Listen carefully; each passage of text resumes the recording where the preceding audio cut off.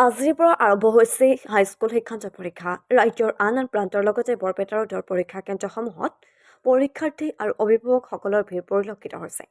কটকটীয়া নিৰাপত্তাৰ ব্যৱস্থা কৰা হৈছে পৰীক্ষা কেন্দ্ৰসমূহত আৰু নিৰাপত্তা বেষ্টনীৰ মাজেৰে পৰীক্ষা কেন্দ্ৰত প্ৰৱেশ কৰিছে পৰীক্ষাৰ্থীসকলে।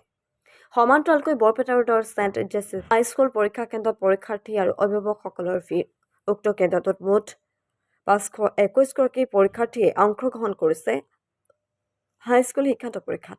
ইয়াৰ মাজতে বৰপেটা ৰোড বিজেপি নগৰ মণ্ডলৰ তৰফৰ পৰা গ্ৰহণ কৰিছে প্ৰশংসনীয় পদক্ষেপ। ছেণ্ট জোচেফ হাইস্কুলৰ পৰীক্ষা কেন্দ্ৰত অংশগ্ৰহণ কৰা 521গৰাকী পৰীক্ষাৰ্থীক একোটাকৈ কলম প্ৰদান কৰাৰ লগতে শুভেচ্ছা জ্ঞাপন কৰিছে বিজেপিৰ বৰপেটা ৰোড নগৰ মণ্ডল কৰ্মকৰ্তাসকলে।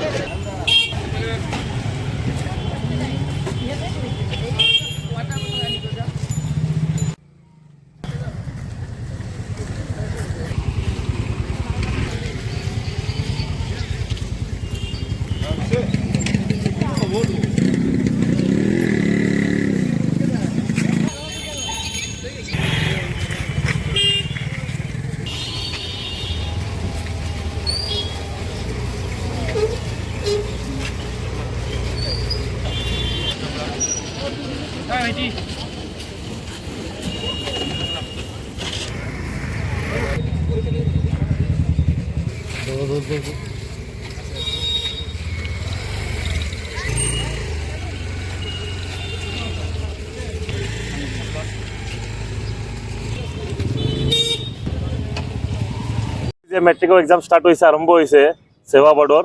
এইটো মই জনাইছোঁ যে ল'ৰা ছোৱালী যিবিলাক এক্সাম দি আছে ইংলিছৰ, এইটো বহুতে ভাল হ'ব। ল'ৰা ছোৱালীয়ে বহুতে কষ্ট কৰিছে এইটো এক্সাম দিবৰ কাৰণে।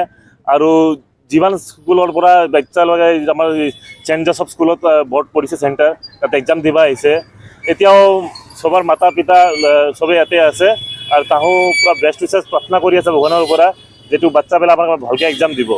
আৰু এইবাৰ যিটো চেণ্টাৰে বৰ্ডে যিটোবিলাক ৰাখিছে নিয়ম কানুন বিলাক ধুনীয়া ৰাখিছে।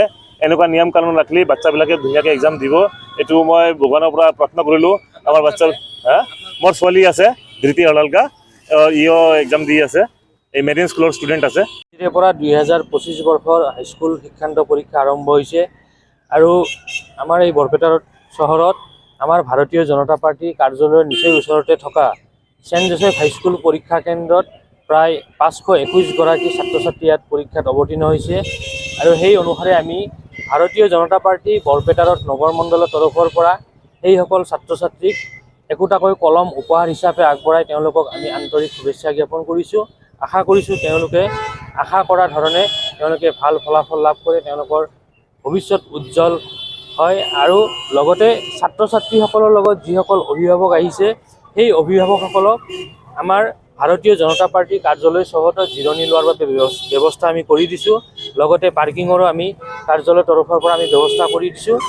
যিকোনো অভিভাৱকসকলৰ অসুবিধা যাতে নহয় তাৰ প্ৰতি লক্ষ্য ৰাখি সকলোখিনি আমি যাৱতীয় ব্যৱস্থা আমাৰ দলীয় ফালৰ পৰা কৰি দিছোঁ।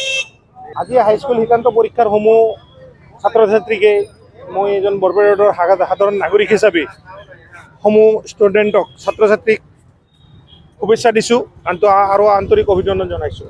লগতে আজি ভাৰতীয় জনতা পাৰ্টিৰ বৰপেটা ৰোড নগৰ মণ্ডলৰ উদ্যোগত সমূহ কাৰ্যকৰ্তাই মিলি এই বছৰৰ ছাত্ৰ ছাত্ৰীক যিখিনি সম্বৰ্ধনা দিলে, ৰাতিপুৱা বেলা আমাৰ কলম, পেঞ্চিল, কিতাপ ইত্যাদি ইত্যাদিৰে, তাৰ কাৰণে আমি বৰপেটা ৰোড নগৰ মণ্ডল ভাৰতীয় জনতা পাৰ্টিৰ লৈ কৃতজ্ঞতা জ্ঞাপন কৰিছোঁ বৰপেটা ৰোডৰ এজন নাগৰিক হিচাপে। লগতে প্ৰশাসনৰ আজি যিখিনি ভূমিকা, আমি ৰাইজ হিচাপে খুবেই সন্তুষ্ট। অচি ছাৰ ইতিমধ্যে আহিছিল, খুব সুন্দৰভাৱে সমূহ স্কুল কেন্দ্ৰসমূহত যাতে এই ধৰণৰ প্ৰচেষ্টা আমাৰ প্ৰশাসনে হাতত লয় তাৰ কাৰণে আমি আহ্বান জনাইছোঁ।